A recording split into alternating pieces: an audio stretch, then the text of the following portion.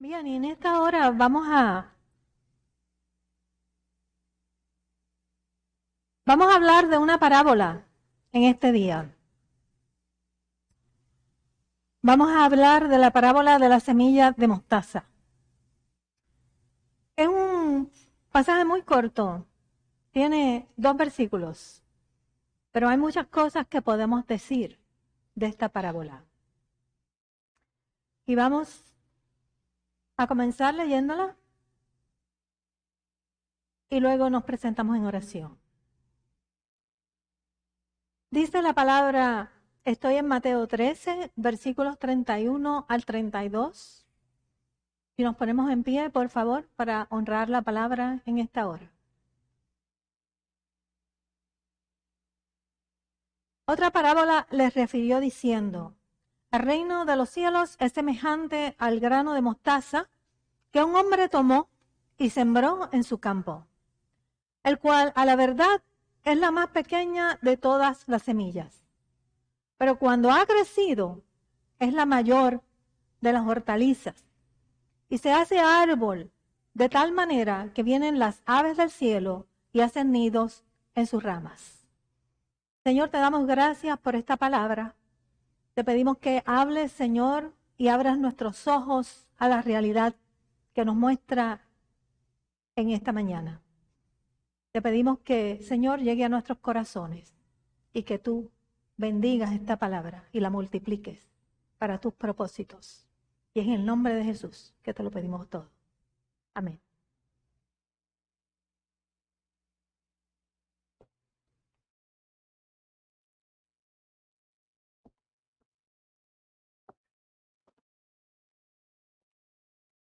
Bien. Las parábolas del reino, estas son llamadas parábolas del reino, son analogías, son historias que demandan una respuesta de parte nuestra, porque nos ofrece una enseñanza. Y cada una de ellas representa una verdad o una característica del reino de los cielos. Y cuando Jesús hace referencia al reino de los cielos, está haciendo referencia a su persona, porque cuando Él vino a la tierra, Él representó el reino de los cielos. Y por eso nos decía, porque el reino de los cielos entre vosotros está. Y en la ausencia de Jesús estará todavía, porque Él vino a establecer su reino en la tierra. Y nosotros somos representantes de ese reino. Y Jesús hace uso de las parábolas para hacernos una ilustración y comparar a qué es semejante el reino de los cielos en esta tierra. Y usted ve que siempre utiliza una experiencia terrenal para comparar una experiencia celestial. Es una analogía. Y en este capítulo 7, nosotros tenemos 7 parábolas haciendo analogía sobre lo que es el reino de los cielos. Y esta parábola que vamos a discutir en el día de hoy es una de ellas. Y es importante estudiarlas. ¿Por qué? ¿Por qué es importante estudiarlas? Porque hay muchas personas que no tienen ninguna percepción, no tienen una percepción real sobre lo que es el reino de los cielos y lo que implica que nosotros seamos parte del reino de los cielos. No tienen entendimiento de lo que es la vida espiritual, la iglesia, la vida en el redil, nuestra conversión en Cristo. Hay muchas personas que están en la iglesia y no creen en la palabra. Y podemos nombrar muchísimas más. Pero tenemos que entenderlas, porque si somos parte del reino, es menester que entendamos cómo es el reino. Tenemos que entenderlo. Cómo nosotros pensamos y vivimos no es igual a cómo piensa Dios, cómo piensa Jesús. Son 2 tipos de mentalidades diferentes. Somos diametralmente opuestos a cómo se vive en el reino de los cielos Y algún día iremos a morar con el Señor. De manera que nosotros tenemos que comenzar nuestra vida espiritual aquí, y aquello es una extensión de lo que nosotros hemos comenzado a vivir en este momento.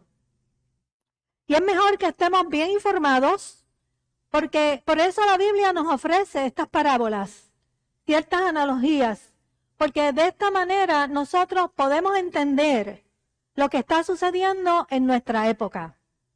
Y podemos distinguir lo que es verdadero de lo que no es verdadero, porque podemos ser fácilmente confundidos. Porque en nuestros tiempos hay muchas imitaciones de lo que es el verdadero evangelio y hay mucha doctrina falsa. Y eso se ha dado a través de los tiempos. Pero si nosotros entendemos cómo el reino funciona, trabaja, se desempeña, nosotros podemos hacer una buena distinción de lo que está frente a nuestros ojos. Y entre las parábolas que han sido clasificadas como parábolas del reino, que están en este capítulo 7, tenemos algunas que voy a mencionar. Está la parábola del sembrador, que se nos dice en la parábola del sembrador que las buenas nuevas, o sea, el evangelio de Jesucristo, va a ser rechazado por muchas personas. Hay 4 tipos de terreno y solamente uno es un terreno bueno, fértil para la palabra. En la segunda parábola, la del trigo y la cizaña, descubrimos que el creyente y el no creyente crecerán juntos hasta que venga Cristo. Estarán juntos en el redil hasta la venida de Cristo. Y esto trae mucha discrepancia para las personas, porque cuando tenemos problemas en medio de la congregación, hay muchas personas que se preguntan, ¿y cómo esto es posible? ¿Cómo es posible que esto pase en una iglesia? ¿Cómo es posible? Pues la iglesia es un hospital de personas enfermas, porque Jesucristo no vino a llamar los sanos, vino a llamar los enfermos. Y Él nos ha dado la oportunidad de venir a la iglesia para que aprendamos su palabra y por medio de la palabra sanemos nuestras heridas, aprendamos a vivir en santidad, porque todos hemos sido heridos por el pecado y todos necesitamos sanidad. Y en ese proceso de nosotros rozar con nuestros hermanos, nosotros aprendemos a sujetarnos a la palabra y crecemos espiritualmente y aprendemos a amar a nuestro prójimo. Él nos ofrece esa oportunidad y al final Él se encargará de separar el trigo de la cizaña. Ese es el problema de Él, porque Él es el único que conoce los corazones. Y estas 2 parábolas que se presentan al principio del capítulo, son las únicas en las cuales Jesús nos da una explicación para ayudarnos a entender el significado de las parábolas. En las próximas, son 7, nosotros tenemos que buscar el significado y estudiar un poquito más a fondo para poderlas entender. Pero también nos compara el reino de los cielos a la levadura. Y nos compara como a un tesoro escondido. Y lo compara con una perla de gran precio. Y todos estos diferentes modelos, hay 7 diferentes modelos. Pero todos tienen una cosa en común. Y es que siempre el maligno interviene en el proceso. Y este vino para hurtar, para esconder, o tal vez para cambiar la palabra, cambiarla y llevarnos a una falsa doctrina. Y eso no podemos ignorarlo. Y la parábola de la semilla de mostaza, que es la que deseamos presentar hoy, comienza de la siguiente manera. Dice, otra parábola les refirió diciendo, el reino de los cielos es semejante al grano de mostaza, que un hombre tomó y sembró en su campo, la cual a la verdad es la más pequeña de todas las semillas. Y yo quiero comenzar a discutir esto, pero quiero comenzar a discutir explicando lo que significa cada elemento en esta parábola. Y yo quiero comenzar utilizando la semilla. Vamos a hablar un poquito de la semilla. En el mundo antiguo, la semilla de mostaza era la semilla más pequeña que se conocía. La más pequeña entre todas las semillas en aquel lugar, en aquella época. Pueden haber surgido más semillas pequeñas, pero en aquel momento, en ese contexto, esto era lo más pequeño que ellos conocían.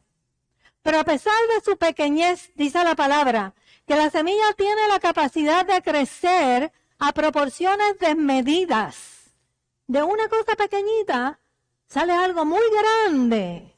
Y dice la literatura que esta planta crece en el Medio Oriente y crece en Galilea a unos tamaños extraordinarios. Y la pequeñez de la semilla, quiero decir, que guarda relación con el humilde comienzo del ministerio del reino. El reino comienza con un hombre llamado Jesús, muy humilde, el Salvador del mundo, que fue nacido en un pesebre porque no había lugar para él en el mesón, hijo de un carpintero, no tenía estudios, criado en una familia humilde, procedente de una aldea humilde, a tal punto que cuando le escuchaban hablar con tanta sabiduría, la gente decía, y este es el hijo de José y María. ¿De dónde saca tanta cosa? ¿Cómo él sabe todo esto? Pero la palabra dice que a pesar de su humildad y de esa pequeñez, cuando esa semilla que él planta o que él estaba plantando crece, dice que es la mayor de todas las hortalizas. Y lo que significa que teniendo un comienzo muy pequeño como lo tuvo Jesús, el reino eventualmente crecería a un número mayor y tendría mucha influencia en sus contornos. Pero yo quiero decirte que no es que tuvo mucha influencia en aquel lugar, es que tuvo mucha influencia a través del mundo entero, porque esta es la semilla de la promesa que Dios le dio a Abraham, que le dijo que iba a crear de él una descendencia que iba a ser bendición a todas las naciones del mundo. Y eso lo estamos viviendo nosotros.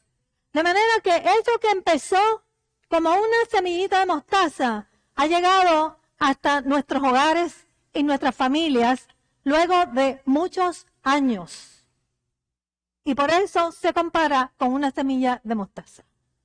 Porque siendo pequeñita, creció hasta abarcar toda la tierra. Ahora vamos a hablar un poquito sobre esa semilla, sobre todas las semillas. Las semillas de las plantas todas son diferentes, ¿cierto? Ninguna es similar. Y cuando miramos cada semilla, parece de un material que no tiene vida, porque a veces uno las ve y uno no piensa ni que son semillas. Si a mí no me dicen que es una semilla, a veces yo no la identifico como semilla. Y cada semilla de esa está programada para producir vida. Para producir vida. Y también podemos decir que hay semillas que son buenas porque germinan, pero hay semillas que son malas porque usted las siembra y usted se sienta a esperar y nunca germinan. Nunca germinan. Pero la semilla buena significa vida. Y si tiene vida, significa que va a germinar y va a crecer. ¿Cómo crece? No sabemos. Eso es un misterio de Dios. Yo solo sé que la ponemos en un terreno fértil, le echamos un poquito de agua y al poquito tiempo la vemos crecer. Eso se lo damos a Dios, porque son los misterios de Dios. ¿Qué Dios hace? Eso tiene la capacidad de crecer. Aunque nosotros sepamos cómo, tiene la capacidad de germinar. Ahora, ¿cómo interpretamos ese crecimiento? Y vamos a ver cómo interpretamos ese crecimiento en base al reino. Porque nosotros no queremos examinar cualquier semilla, nosotros queremos examinar la semilla del reino. ¿Cómo ese crecimiento se da? Porque hay crecimiento que es saludable, pero hay crecimiento que no es saludable, ¿cierto? Y eso lo podemos ver en nuestros cuerpos. Hay crecimiento que es saludable, pero hay crecimiento que no es saludable. Y ese crecimiento no saludable no es bueno para el reino, porque es un crecimiento que no queremos. No es un crecimiento verdadero. Y no es verdadero porque no es lo que esperamos, no está en nuestros objetivos y no llena los requisitos. Porque para que en el reino sea un crecimiento verdadero, tiene que dar frutos. Tiene que dar frutos, porque dice, por sus frutos los conoceréis. Y hay iglesias que se llenan, pero no tienen frutos. Hay iglesias pequeñitas que tampoco tienen frutos, pero hay muchas iglesias que tienen frutos. ¿Cómo es que nosotros nos estamos desarrollando en estos tiempos? ¿Cuál es el crecimiento que nosotros vemos en las iglesias en nuestro ambiente? Nosotros nos dejamos muchas veces llevar por la vista, por lo que vemos. Por lo que vemos. Y hay iglesias que son grandes, pero no tienen fruto. Hay iglesias que son pequeñas, pero tienen mucho fruto. Yo crecí en un colegio que tuvo una iglesia en sus inicios, que fue una iglesia pequeñita por 25 años. No crecía. Y el pastor siempre daba testimonio de eso. Decía, yo doblaba mis rodillas todos los días y yo decía, Señor, yo hago todo lo que tú me dices y todo lo que yo creo que está en la palabra, pero mi iglesia no crece. Se quedó pequeñita por 25 años. Pero de momento, ¿sabe qué? Vino una explosión y comenzó a crecer y comenzó a echar ramas y creó una librería, una égida, una iglesia inmensa de más de 5,000 personas y se quedó con el canto y un colegio también, donde yo estudiaba. ¿Por qué se dio así? Porque el Señor quiso esperar 25 años. No. Nosotros queremos una iglesia que dé fruto y nosotros no vamos buscando iglesia como hay una frase de los americanos que dice, estoy church hopping, estoy buscando iglesia, visitando iglesia para ver cuál me gusta. Nosotros no nos podemos dejar llevar por el marketing de las iglesias. Hay gente que llega a la iglesia y escoge la iglesia porque allí están los artistas cristianos y están los predicadores más conocidos. A veces esas iglesias tienen 10, 15,000 miembros. Parecen un coliseo lleno de gente. Yo les quiero decir mi humilde opinión. Para mí no son iglesias. Porque una iglesia tiene miembros que están al servicio del cuerpo de Cristo. No es un sitio donde tú vas todos los domingos y te sientas a escuchar la palabra, te vas y al otro domingo vienes y te sientas y escuchas la palabra. Se supone que cada uno de nosotros esté injertado en el cuerpo y esté trabajando para el cuerpo. Porque si tú eres mano, tú tienes una función. Y si tú eres oído, tú tienes otra función. Y si tú eres pierna, tú tienes otra función. Cuando tú tienes 10,000, 25,000 miembros en un sitio, ahí nadie tiene una función. Lo único que son ellos todos oídos. Y nosotros crecemos en la experiencia. Dice que no seamos oidores, sino hacedores de la palabra. El Señor nos manda a trabajar en la obra. Así es que las iglesias crecen, cuando cada uno de nosotros hace su parte. Entonces, yo creo en una iglesia grande, sí. Pero una iglesia grande que esté trabajando, del momento en que se convierta en un monstruo, es hora de parir iglesias. Porque esto es para el reino, no es para yo vanagloriarme de que tengo 10,000 o 15,000 sentados en la banca. Yo estoy proclamando el reino se está expandiendo. Estamos sentados escuchando. Así es que estamos creciendo y no nos podemos dejar llevar por estas cosas, porque somos propensos a eso. Ahora bien, démosle una ojeada en base a esto, a cómo creció la iglesia primitiva. ¿Cómo creció la iglesia primitiva? Comienza por Jesús. Y Jesús le extiende el reino y escoge 12 pescadores.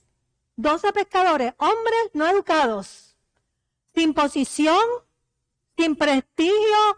Aquí nadie conoce a estos hombres, se pasaban en el mar. No eran conocidos, ni famosos, ni nada de esto. Ni tenían nombre, ni título, ni eran sabios. Lo que ellos eran verdaderos creyentes. Se convirtieron en verdaderos creyentes. Sin intereses creados. No estaban buscando puestos ni títulos. Allí había solamente uno que estaba fuera de sitio. Amadores de la palabra. Porque seguían a Jesús. Le decían, ¿a dónde iré si solamente tú tienes palabra de vida eterna? Con corazones comprometidos, porque sufrieron afrenta, sufrieron cárcel y persecución por causa de Cristo. Y Dios escogió a los más simples para crear algo extraordinario. Tú no necesitas gente con mucho título, porque el que va a hacer la obra se llama Jesús. Es Dios. Son 12 pescadores. 12 simples pescadores y el reino creció por la obediencia de esos hombres.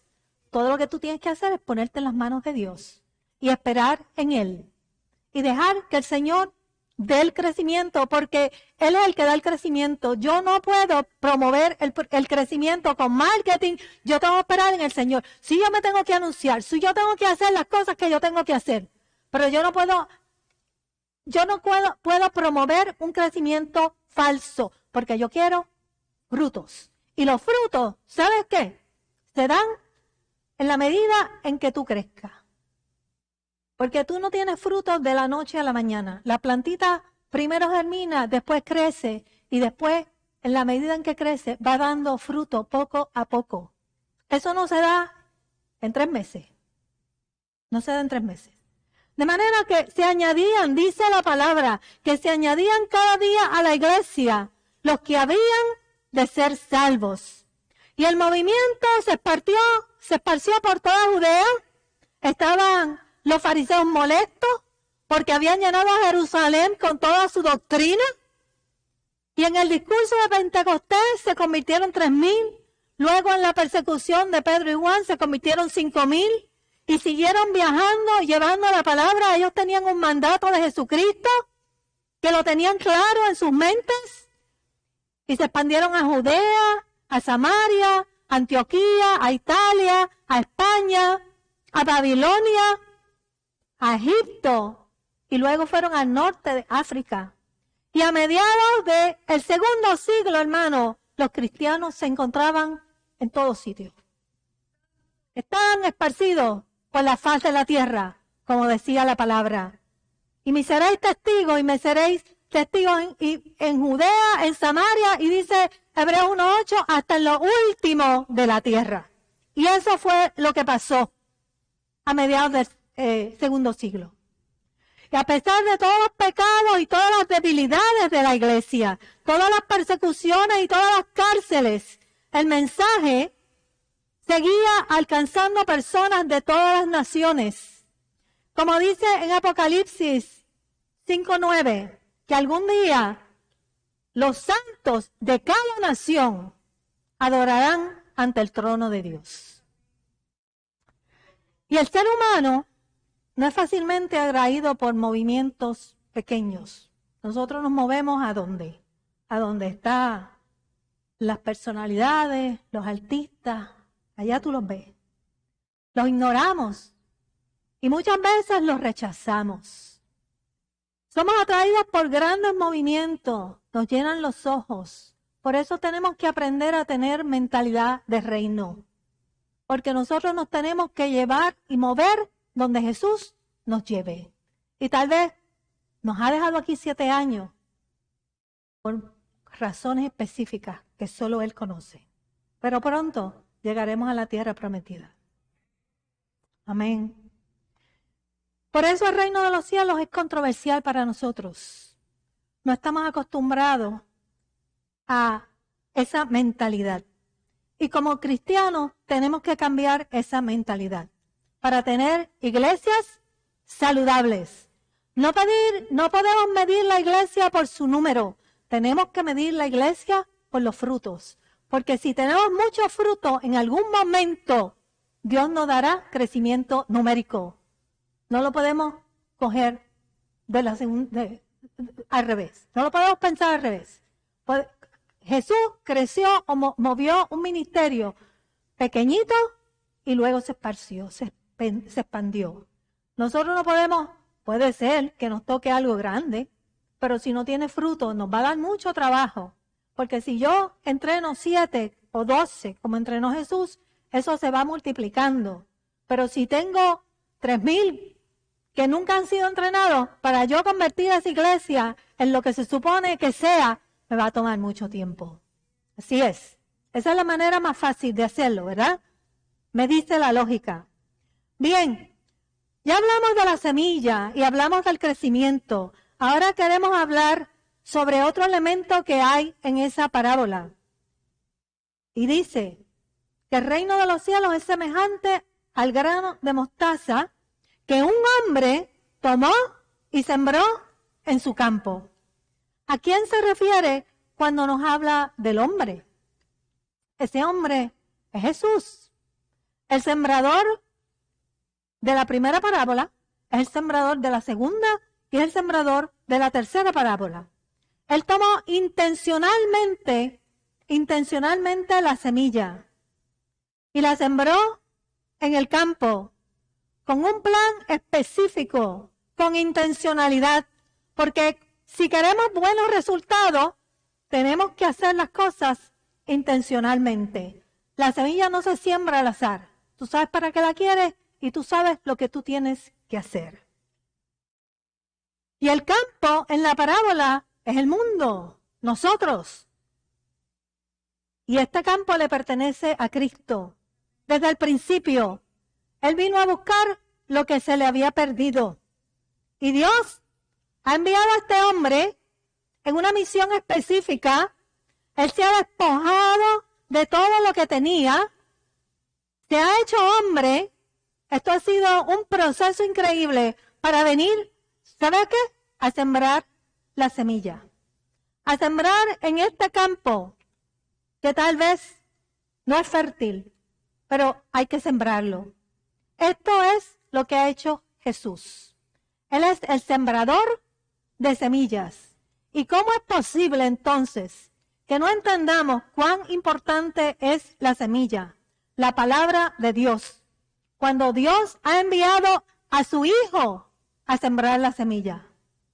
¿Cómo es posible que la iglesia no reconozca la palabra de Dios y no siembre la semilla? Porque es la palabra de Dios lo que hace germinar tu vida espiritual. No es la palabra del hombre. Ahora bien, nos falta un elemento. Aprendamos, y este lo conocemos, que en toda parábola el enemigo de Dios es Satanás. Aquel que se opone a Dios, a todos los planes de Dios y a todo lo que tenga que ver con Dios. Porque Él vino a matar, a hurtar y a destruir. En la parábola del sembrador, Él arrebata lo que fue sembrado. Y en la parábola de la semilla de mostaza, Él provoca un crecimiento falso, porque viene a traer una doctrina falsa. Y esto es lo que vemos en la parte final de esta parábola, que nos dice de la siguiente manera: pero cuando ha crecido, es la mayor de todas las hortalizas y se hace árbol de tal manera que vienen las aves del cielo y se hacen nido en sus ramas. Y uno diría, wow, el reino de los cielos alberga pajaritos. Hay espacio para todo el mundo. Todos somos bienvenidos. O no, no todos somos bienvenidos. No. En la Biblia, en muchas ocasiones, las aves hacen referencia a personas no invitadas, enemigos de la fe. En la parábola del sembrador, Jesús nos dice que las aves vinieron y se comieron la semilla que se había puesto, la que cayó fuera de tierra. Ellos vinieron y se la llevaron junto al camino. Y las aves siempre representan un peligro para la siembra. Y créeme que nosotros siempre debemos estar sembrando. Nosotros también somos sembradores. Y tenemos que saber cuál es nuestro enemigo. Y estos son los que destruyen el testimonio de la iglesia, que destruyen esos orígenes humildes en la parábola de la semilla de mostaza.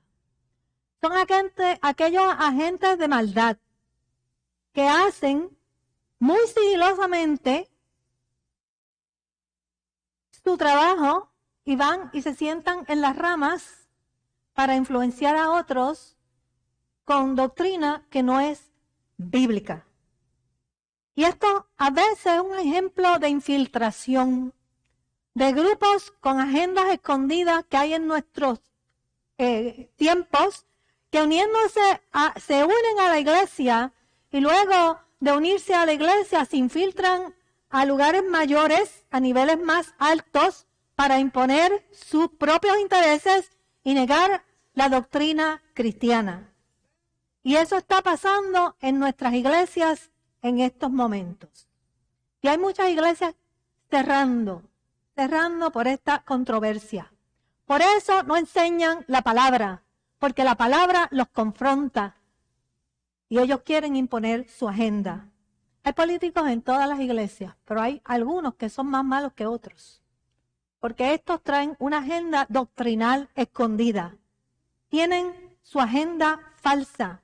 Y de esto nos advirtió Pablo, que nos escribe en el libro de los Hechos, en Hechos 20, del 28 al 30, dice: por tanto, mirad por vosotros y por todo el rebaño en que el Espíritu Santo os ha puesto por obispo, para apacentar la iglesia del Señor, la cual Él ganó por su propia sangre, porque yo sé que después de mi partida entrarán en medio de vosotros los rapaces, que no perdonarán al rebaño, y de vosotros mismos se levantarán hombres que hablen cosas perversas para arrastrar tras sí a los discípulos.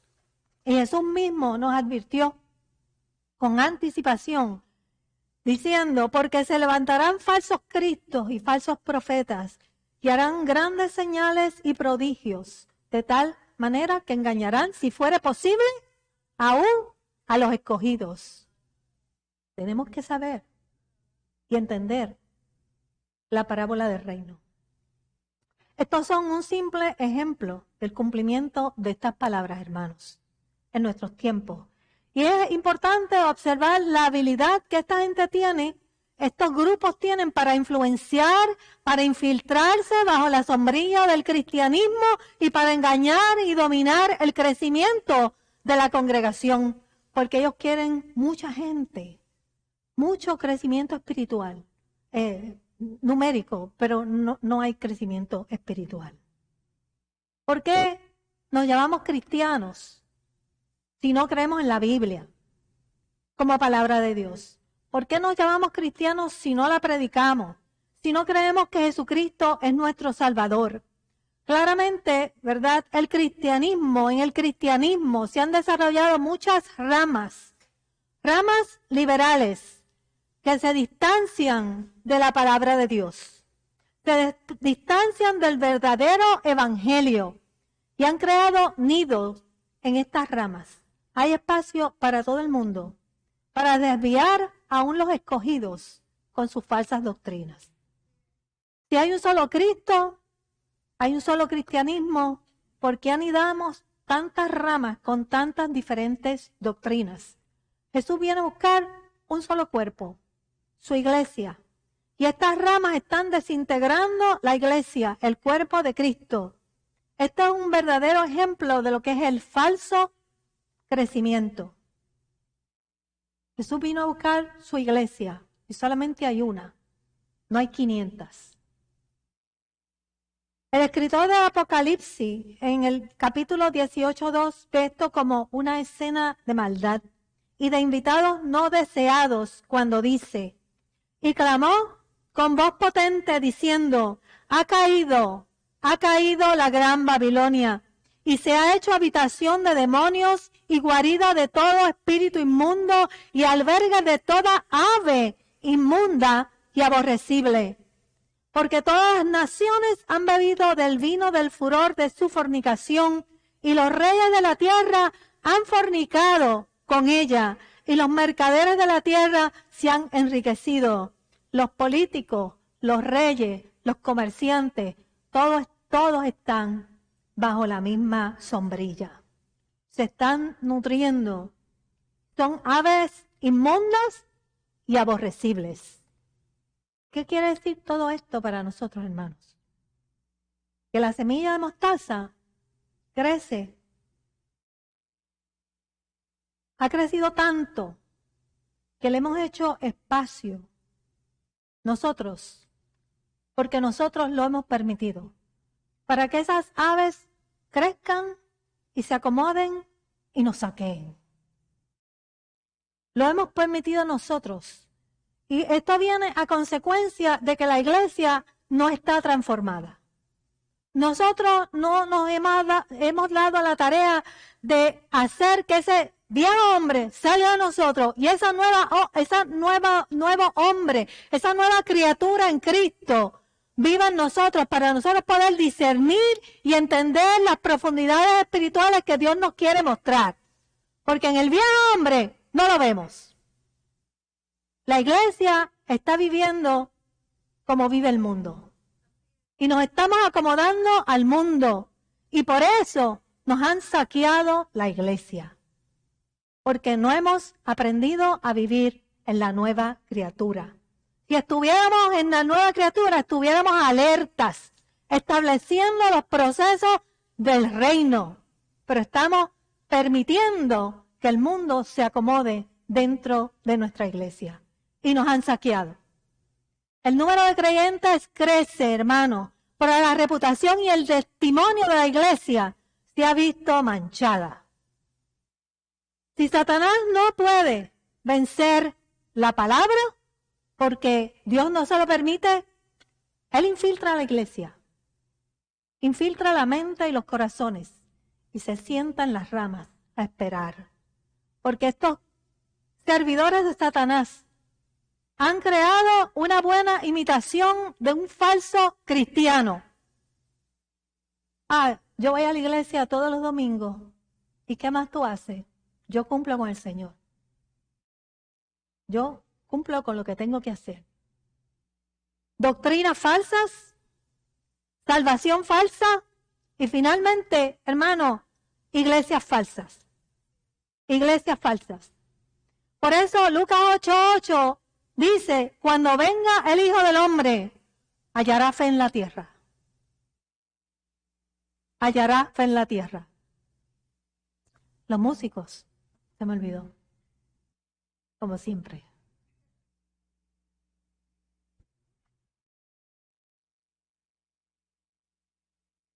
O yo no voy a la iglesia, pero yo tengo fe en el Señor. Finalmente, hermanos, Jesús nos deja con la idea de que el reino tiene elementos buenos y tiene elementos malos. Hay oposición, hay infiltración, hay decepción en el cuerpo de Cristo y la tiene que haber porque somos pecadores. La tiene que haber. Pero eso no nos debe desanimar porque la salvación es individual. Cada cual de nosotros tiene que hacer su parte. La pregunta que nos debemos hacer es la siguiente. ¿Dónde tú estás ubicado en el reino? ¿Estás tú en el reino o estás pretendiendo ser parte del reino?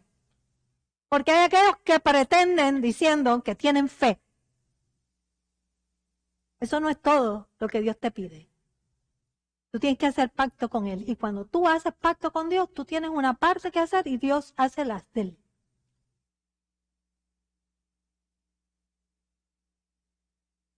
Porque Jesús viene a pedirnos cuentas. Ya Él nos las advirtió por medio de la palabra, por medio de estas parábolas. Estamos advertidos. Es nuestra responsabilidad como hijos de Dios responder al reino. La solución no es irte y congregarte en otro sitio, porque en cualquier otro lugar te vas a encontrar con el trigo y la cizaña. En todos lugares. Nuestro trabajo es convertir esa cizaña en trigo. Ese es el trabajo que nosotros tenemos que hacer. Y la parábola que hemos estudiado hoy tiene la intención de generar una respuesta de parte nuestra. ¿Estás en Cristo? ¿Estás en el reino? ¿O pretendes ser parte del reino? ¿Conoces a Cristo? Y si no lo conoces, hoy es tu día de salvación. Yo te invito a que te acerques al altar. Si deseas reafirmar, tal vez lo has conocido, si quieres reafirmar tu compromiso en esta mañana. O si tú tienes alguna petición que no tenga que ver con el reino directamente, alguna petición, alguna necesidad que haya en tu vida y que tú quieras la oración, acércate al altar y deja esto en las manos del Señor. Queremos orar por ti.